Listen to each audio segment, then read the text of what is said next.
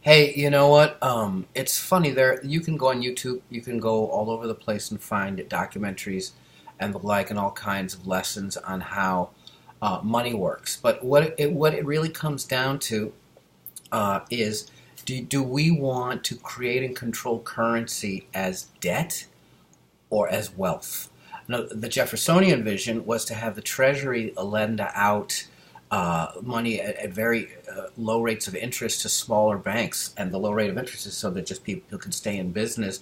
And then what you wanted to was increase the wealth, increase people's opportunity, and it would then to eliminate inflation. To make sure you don't have inflation, you would eliminate excess capital. In other words, it was money created as wealth. It was created to help people instead of what we have today, what Hamilton originally planned, which is a cabal really of private bankers. The Board of Governors of the Federal Reserve of New York, the Federal Reserve, creates and controls money and lends it at interest.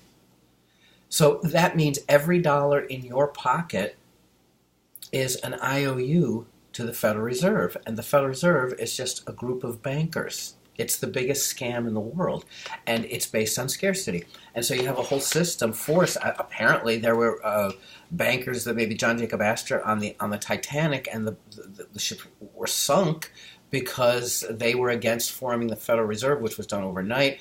The income tax came after, and of course, that is World War One. And as Ron Paul said, it's no coincidence that the century of central banking is the century of World War. Okay, so what you're doing is strangling. What you're doing is creating situations where there's more debt, and then people market debt, and so then people have an interest in the failure of other people, and not to mention side bets and all that stuff. When you get into that extreme finance of the late '90s and the aughts, up until our time now. And to cover up all that chicanery, these financial geniuses wage wars so they can keep bilking the people, and they also get rich, and everyone knows you make money from war. Okay, what if we looked at it differently and we went along with the original Jeffersonian vision, which is to create money as wealth, not to lend out money, have private bankers lend out money to our treasury at interest instead, and then most of our tax service, our debt, our obligation is paying back that interest. What if there was a correlation between how we're viewing the circulation of money and how we look at energy? And we look at Tesla, not the brand name Tesla, but Nikola Tesla. You can go all over YouTube and everywhere else and learn about Tesla, as you know. And the idea of hitting a realm of the ether, free energy, the tachyon field, 0 point, that everybody's identifying. In other words, it's a land beyond opposites. I tend to think it's the tree of life that the Hebrews talk about, right? And it's in everything, and it's in Buddhism. In fact, some say it is the Buddha. It's the life body. It's that you may have life and have it more abundantly. You're in a realm without opposites. So instead of looking at energy as, or whether renewable sources or not that will die, we look at it as we can get to free energy, what Tesla wanted, and then there's no waste. Same thing, we look at money as wealth. We look at money as bringing blessings, if you will, to people, but through abundance. And the same thing that we see it with our energy. Now imagine if the whole polarity between life and death is the same thing.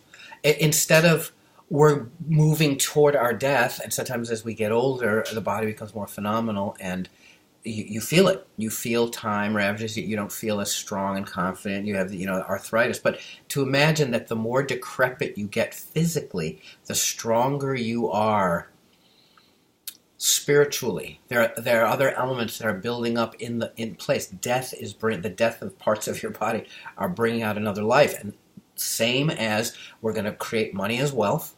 We're going to view energy as coming from a place without opposites. The same thing with life and death. Now you can look at sex really is the form of, and it's like music too. You have a buildup of tension, right? And then you have a release. And that is a death. We know about la petite mort. But are you dead forever? No, it comes back. It will always come back. Winter comes and it kills a lot of the visible life, and then it comes back. What if The whole conundrum, the polarity of life and death, was resolved really because consciousness survives the death of the body, and as you move towards the death of the body, you're gaining in consciousness. So we have sex, life and death,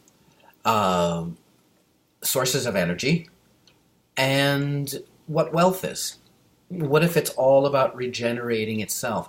And the missing ingredient, in most cases, is a lack of imagination. To see it differently, to see, as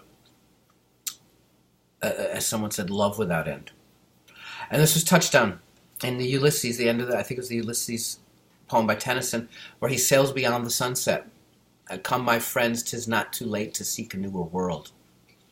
And at the end, I think Teddy Kennedy did this in at Madison Square Garden in 1980, when he lost the nomination, right? 1980, the Democrat. I was in New York, and I remember walking with Margaret, my girlfriend at the time, and we actually were fighting, and we even stopped in, I think, a fast food place because it might even have been a McDonald's fighting, and there's an elderly couple next to us, and I could have heard them say, they're fighting. And Teddy Kennedy was giving the speech at the Garden. That last part from Tennyson's Ulysses, which is elder heroes, the old heroes who are facing their the end of their days. Though much is taken, much abides. And though we are not now, that strength which in olden times moved earth and heaven, that which we are, we are. One equal temper of heroic hearts, made weak by time and fate, but strong in will, to strive, to seek, to find, and not to yield.